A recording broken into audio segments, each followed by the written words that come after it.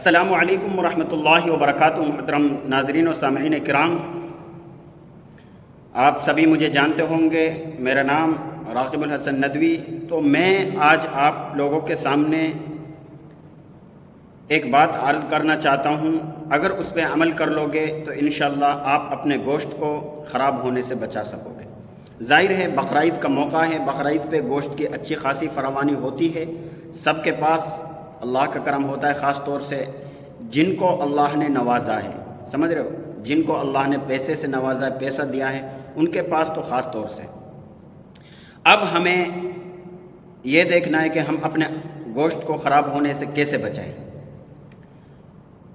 کیونکہ ہوتا یہ ہے کہ اتنا گوشت ہو جاتا ہے کہ ہمارے جو فریج ہوتے ہیں ان میں بھی وہ گوشت نہیں آ پاتا ہے، اور اس کو خراب ہونے سے بھی بچانا ہے کیونکہ اس کو کام میں لینا ہے۔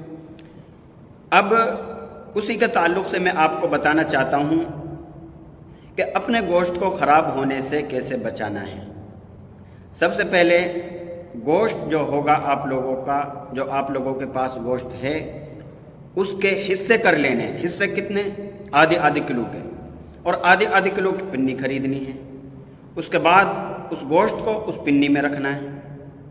پھر اس گوشت میں کیا کرنا ہے؟ گانٹھ باندھ لینی ہے۔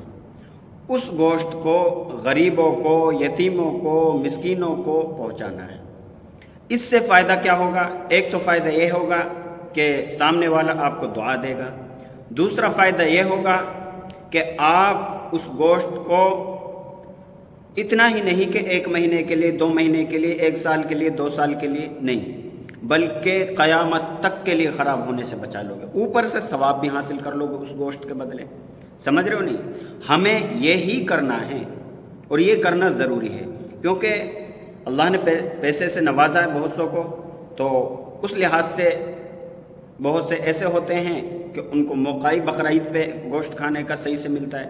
دیکھو بوٹی 2 بوٹی یا نام چارہ کا تو کھاتا ہی رہتا ہے، ہر کوئی کھاتا ہے، باقی جو ایک پیٹ بھر کے کھایا جاتا تو بہت سے ایسے ہوتے ہیں جو گھر کے اعتبار سے بہت وہ ہوتے ہیں، تو ان کے لیے اس گوشت کو اس طرح پہنچایا جائے تو ایک تو دعا دے گا، نمبر 2 کیا ہوگا؟ اس کا ثواب آپ حاصل کرو گے، نمبر 3 آپ اپنے گوشت کو ہمیشہ کے لیے خراب ہونے سے بچا لو گے۔ سمجھ رہے ہو؟ تو اللہ تعالی ہم سب کو یہ کام کرنے کی توفیق نصیب فرمائے۔